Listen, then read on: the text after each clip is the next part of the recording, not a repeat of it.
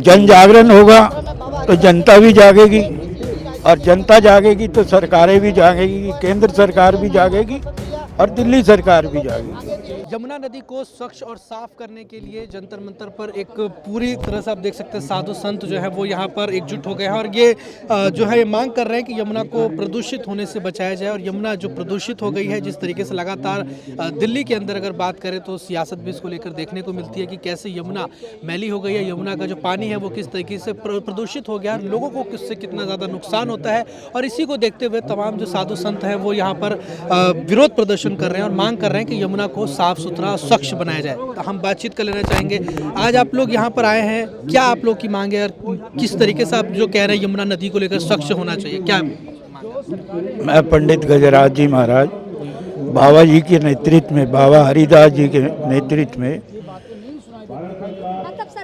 40 दिन की पद यात्रा हमने रखी थी, जो 70 विधानसभाओं में घूम घूम कर जन जागरण करने का हमारा मेन मकसद रहा है। जन जागरण होगा तो जनता भी जागेगी, और जनता जागेगी तो सरकारें भी जागेगी, केंद्र सरकार भी जागेगी और दिल्ली सरकार भी जागेगी। जब ये सब जाग जाएंगे तो यमुना मैया हमारी पवित्र हो जाएगी। आज हमारी यमुना मैया की स्थिति ऐसी हो गई है, एक पवित्र नदी नाले के स्वरूप में बह रही है। क्या सरकारें हमारी सही काम कर रही हैं? उन्होंने यमुना बचाने के लिए, यमुना को साफ करने के लिए, बहुत कुछ करने के लिए इतने अपने डिपार्टमेंट बना रखे हैं। क्या वो अपने डिपार्टमेंटों को नहीं बोल सकती, उनको टाइट नहीं कर सकती कि यमुना को साफ करो? दिल्ली का पानी सब पी रहे हैं, लेकिन कैसे पी रहे हैं? मार्केट से खरीद के। ये सरकारें और भू माफिया, जल माफिया मिलकर यमुना को गंदा ही रखना चाहते हैं और अपना कारोबार चलाना चाहते हैं। और भी लोगों से यहाँ बातचीत कर लेना चाहेंगे। तमाम जो लोग हैं यहाँ पर उनसे पूछ लेते हैं, आप लोगों का ये जो पोस्टर है यमुना को प्रदूषित करना बंद करो, ये जो आप लोग की मांग है, यमुना जो नदी है इसको लेकर तमाम पार्टियां दावा करती रहती हैं कि यमुना को साफ करने को लेकर, लेकिन अभी तक यमुना साफ नहीं हो पाई है। तो ऐसे में आपको क्या लगता है कैसे यमुना नदी साफ हो?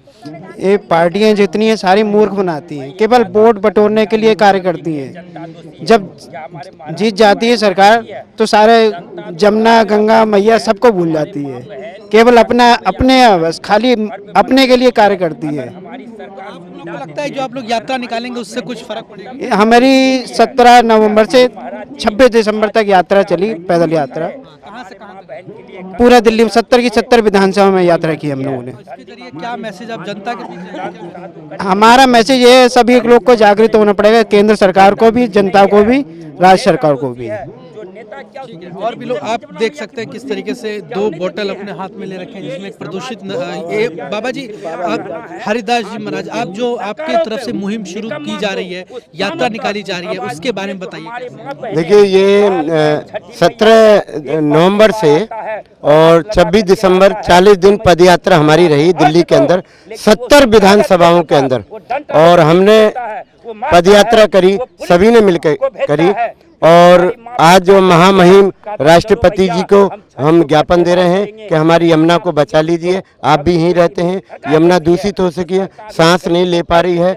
इसी के लिए शांतिपूर्वक हम अपना धरना दिया कि यमुना बचेगी तो जीवन बचेगा, यमुना रहेगी तो ये देखिए पानी ये पीने को मिलता है हमें पीने के लिए, ये हालत हो गई है और हमको ये पानी पीने को दिया जा रहा है। यमुना नदी जो है उसकी एक अपनी आध्यात्मिक मान्यता है, धार्मिक मान्यता है। यमुना नदी की गंगा यमुना सरस्वती इतनी पवित्र नदी मानी जाती है, लेकिन उसको जिस तरीके से मैला कर दिया गया है, दूषित कर दिया गया है, तो ऐसे में आपको पीड़ा होती है, दुख होता है कि लोग वहाँ पे नहा नहीं पा रहे हैं या फिर एक स्नान भी नहीं कर पा रहे हैं। किस तरीके से? मैं 20 साल से लगभग यमुना के किनारे रहता हूँ, यज्ञ करता हूँ प्रातःकाल 6 बजे से 9 बजे तक आरती होती है यमुना की। और कोरोना काल के अंदर बिल्कुल यमुना निर्मल हो गई थी, स्वच्छ, निर्मल, अविरल 3 शब्द हैं और तीनों में वो परिवर्तित हो गई थी।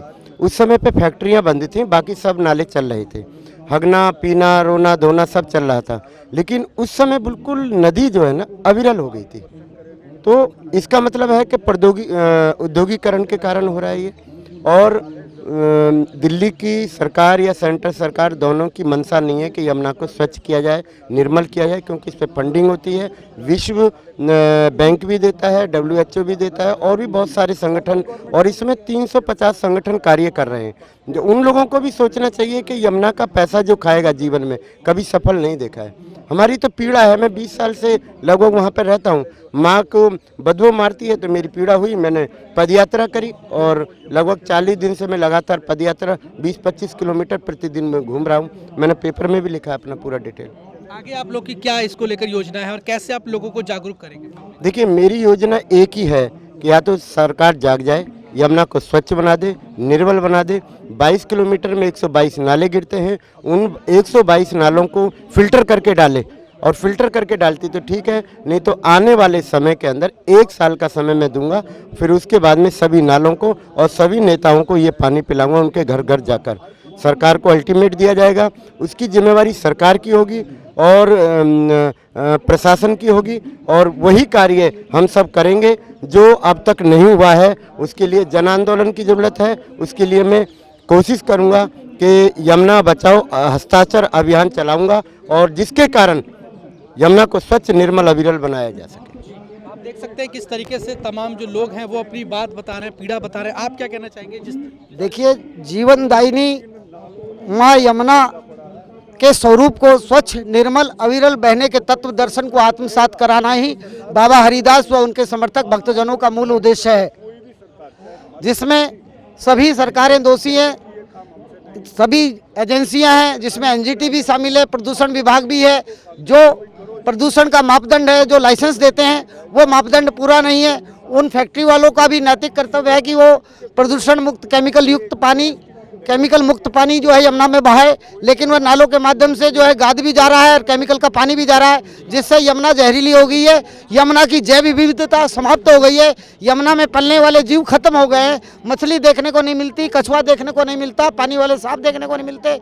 जो भी जलीय जीव हैं वो सब खत्म होते जा रहे हैं। आप देख सकते हैं किस तरीके से तमाम जो लोग हैं यहाँ पे साधु संत महात्मा पहुंचे हुए हैं, मांग कर रहे हैं कि कैसे यमुना जो मैली हो गई है उसको प्रदूषित होने से बचाया जाए, और यमुना यदि बचेगी तभी जीवन भी लोगों का बचेगा। ये तमाम मांगे ये लोग कर रहे हैं, और सरकार को भी अल्टीमेटम दे रहे हैं कि अगर सरकार इस पर जल्द ही कोई कार्रवाई नहीं करती, यमुना को साफ नहीं करती है, स्वच्छ नहीं करती है, तो ये लोग इसको लेकर आगे जन आंदोलन भी करेंगे और लोगों से अपील करेंगे कि लोग भी अब इस पूरे मुहिम में इनका हिस्सा बने। वीडियो जर्नलिस्ट अभिमन्यु के साथ हिमांशु दुबे, डेली 24 भारत, दिल्ली।